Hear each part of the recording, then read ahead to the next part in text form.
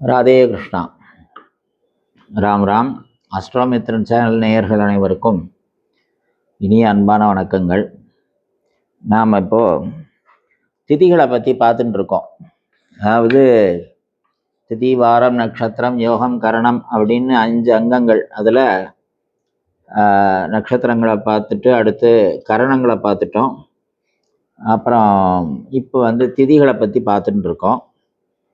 3 திதியை பற்றி பேசியாச்சு. அதாவது பிரதமை, சதுர்த்தி, சப்தமி அப்படிங்கிற 3 திதியை பற்றி பேசியிருக்கோம். இப்போ அடுத்ததாக நாம் பார்க்க போகிறது சஷ்டி திதியை பார்க்குறோம். சஷ்டி திதியில் ஒருத்தர் பிறக்கிறாங்க அப்படின்னு சொன்னால், சஷ்டியில் பிறந்த தெய்வம் எது அப்படின்னு பார்த்தோம் அப்படின்னா முருகப்பெருமான். நெருப்பு பொறியிலிருந்து பிறந்தாருன்னு சொல்கிறோம். இந்த சஷ்டிக்கு நாயகன் கிரகத்தில் என்ன தேவதை வருது அப்படின்னு பார்த்தோம்னா 6வது கிரகம், அதாவது சுக்கிர பகவான் தான் அதுக்கு தேவதை. அப்போது சஷ்டி திதியில் பிறக்கிறவாளுக்கு தெய்வ பலம் அதீதமாக இருக்கும். என்ன சொல்கிறது, நம்மளுடைய குலதெய்வத்தினுடைய பலம், முன்னோர்களோட பலம், என்ன எல்லா தெய்வங்களுடைய ஆசீர்வாதமும் ஒருத்தருக்கு இருந்தால் தான் சஷ்டி திதியில் பிறக்க முடியும். அப்படிப்பட்ட ஒரு திதி அது. ஆனால் அந்த திதியில் இருக்கக்கூடிய ஃபால்ட், அதில் பிறக்கிறவங்களுக்கு என்ன பிரச்சனை வருது அப்படின்னு கேட்டால், ஏற்கனவே சப்தமி திதிக்கு சொன்ன மாதிரி பிறந்து அந்த 1.5 வருஷம் 2 வருஷத்துக்கு அந்த குழந்தை பருவத்தில் தாத்தா வீட்லேயோ பாட்டி வீட்லேயோ போய் கொஞ்ச நாள் வளர்றது அப்படிங்கிற ஒரு அந்த பிறந்து ஆரம்ப காலத்தில் கொஞ்ச நாள் தாய் தகப்பனார் அந்த பிரிஞ்சு இருக்கிறதுங்கிற ஒரு சின்ன பிரச்சனை மட்டும் இருக்குது. அதுபோக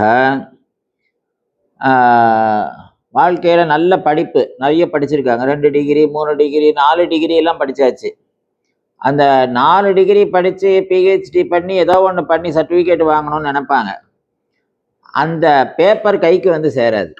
இவங்க வாங்கின 4 டிகிரியும் அந்த டிகிரியோட பேப்பர் அந்த நமக்கு அந்த சர்டிஃபிகேட் கைக்கு வரணும் இல்லையா, அது நம்ம கைக்கு சேராது. சரி, கஷ்டப்பட்ட ஒருவேளை அவங்க சர்டிஃபிகேட்டை வாங்கிட்டாங்க, அதை யூஸ் பண்ண முடியாத அளவுக்கு சூழ்நிலைகள் வரும். வேற வேலைக்கு போக வைக்கும் நம்மளை. இந்த ஒரு பிரச்சனை சஷ்டி திதியில் இருக்கிறவங்களுக்கு வரும். அதே மாதிரி கர்ப்ப உற்பத்தி ஆகிறதுக்கு லேட் ஆகும். ஸோ அந்த கர்ப்பத்தை சுற்றி, கர்ப்பப்பையை சுற்றி இந்த பனிநீர் மாதிரி சின்ன சின்ன கட்டிகள் உருவாகிறது, இந்த பிரச்சனைகள் வரும். அதனால் அதை நீக்கி அதை சரி பண்ணி அப்புறம்தான் அந்த குழந்தை உற்பத்தி அப்படிங்கிறது நடக்கும். அதனால் அந்த சஷ்டி திதியில் பிறக்கிறவாளுக்கு ஏன்னா நிச்சயமாக பிரார்த்தனைங்கிறது தேவை.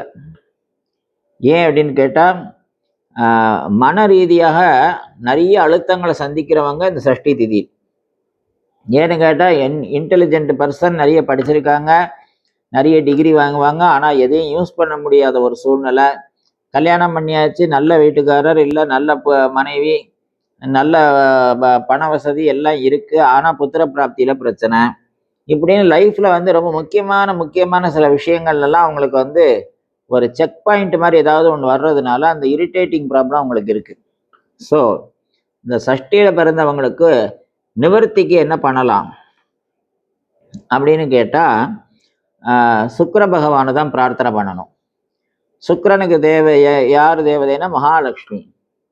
ஸோ மகாலட்சுமியை பிரார்த்தனை பண்ணுறது அப்படிங்கிறது தான் விஷயம். ஏன்னா அதாவது இதில் சொல்லும்போதே தனம் தானியம் பசும் பகு புத்திர லாபம் சத சம்பத்சரம் தீர்க்கமாயு அப்படின்னு தான் வாக்கியமே வர்றது.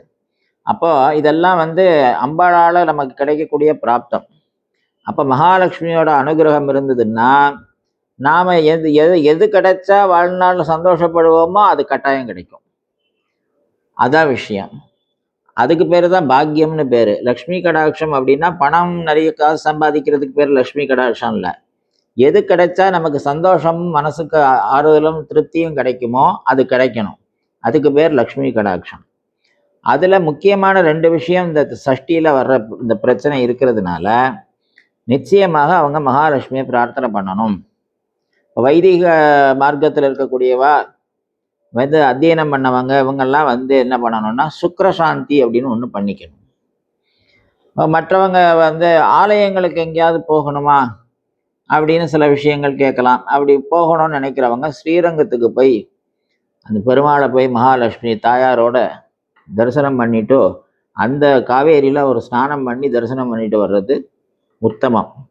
அதனால் இந்த பிரார்த்தனைகள்லாம் கட்டாயங்கள் தேவை. அதே மாதிரி கர்ப்ப ரீதியான பிரச்சனை இருந்தது அப்படின்னா கட்டாயமாக அவங்க வந்து சஷ்டியில் விரதம் இருக்கணும். ஸோ அந்த விரதம் இருக்கிற பட்சத்தில் முக்கியமாக சூரசம்ஹார காலத்தில் அந்த 6 நாள் விரதங்கள் இருந்து நல்லபடியாக சம்ஹாரங்கள்லாம் முடிஞ்சு திருக்கல்யாணத்தப்போ வீட்டில் நம்ம வீட்லேயும் 4 பேருக்கு சாப்பாடு போட்டு இல்லைன்னா திருக்கல்யாணத்தை நம்ம போய் கலந்துக்கிட்டு அங்கே அன்னதானத்தில் நம்ம வந்து பார்ட்டிசிபேட் பண்ணி இதை மாதிரியான சில பிரார்த்தனைகள் பண்ணுற பட்சத்தில் இந்த சஷ்டி திதியில் வரக்கூடிய பாதிப்புகள்லேருந்து நாம் தப்பிக்கலாம், அல்லது அந்த சூழ்நிலைகள்லேருந்து நாம் கொஞ்சம் ஆறுதல் அடையலாம். நிச்சயமாக அதுக்கு பலன் இருக்கு. அடுத்ததாக நாம் பார்க்க போகிறது என்ன அப்படின்னா அஷ்டமி திதி.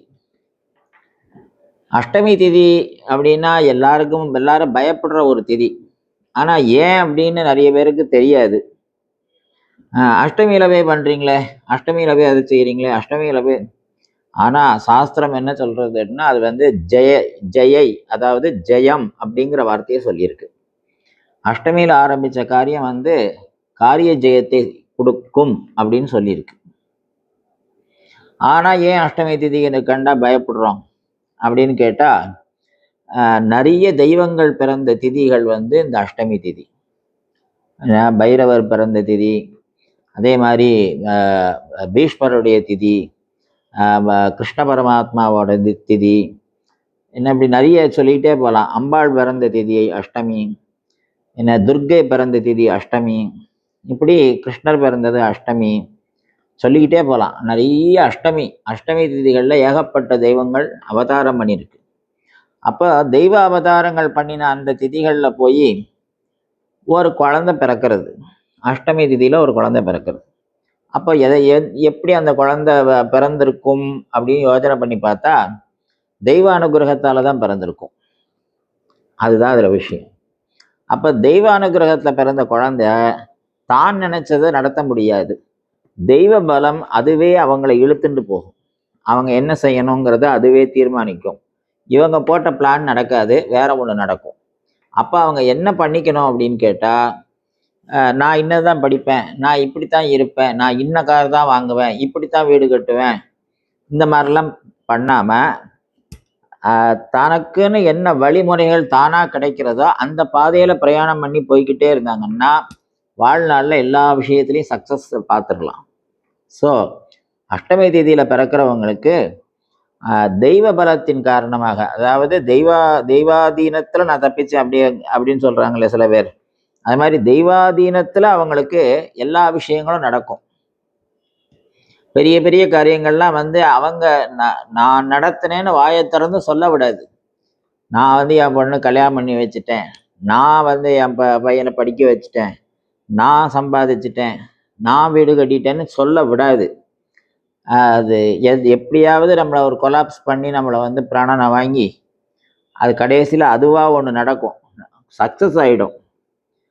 ஆனால் நம்ம வாயிலிருந்து ஏதோ பகவான் புண்ணியத்தை நடந்ததுன்னு தன்னறியாமல் சொல்ல வச்சிரும். அதுதான் இந்த அஷ்டமி திதியோட பலம். சரி, இப்போ இதுக்கு என்ன நிவர்த்திக்கு என்ன பண்ணலாம்? அஷ்டமி தேதியில் என்ன பண்ணலாம்? ஒன்றும் தேவையில்லை. பொதுவாகவே அஷ்டமி தேதியில் ஒரு மாதத்தில் 2 தடவை வரும்.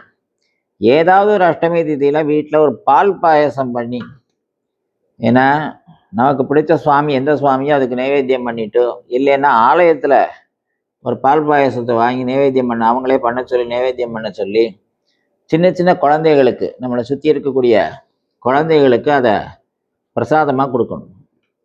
இதை செஞ்சுக்கிட்டே வாங்க, ஆட்டோமேட்டிக்காக அந்த தெய்வானுகள், ஏன்னா குழந்தையும் தெய்வமும் ஒன்றுன்னு பழமொழியே இருக்குது. அதனால் குழந்தைகளுடைய அந்த சந்தோஷம் வந்து நமக்கு அந்த தெய்வ பலத்தை கொடுத்து நம்ம நினைச்ச காரியங்களை நல்லபடியாக நடத்தி கொடுக்கும்.